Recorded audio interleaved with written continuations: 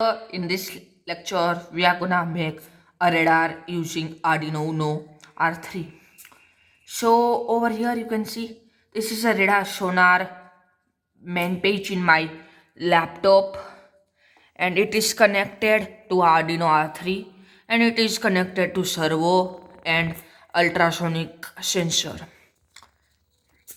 So now I am gonna test it by putting this in a range of ultrasonic sensor. So over here. So now let's check.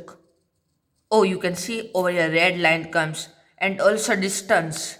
You can see this distance is also coming around.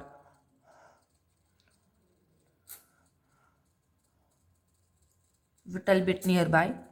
I'm gonna take a little bit nearby. So now,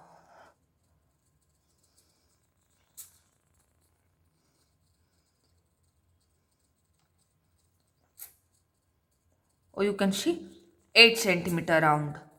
From there you can see 0.8 centimeter, 0 centimeter, because it is this much. Now I am gonna take it and then see it. There is clear picture. This take I remain last time where it was.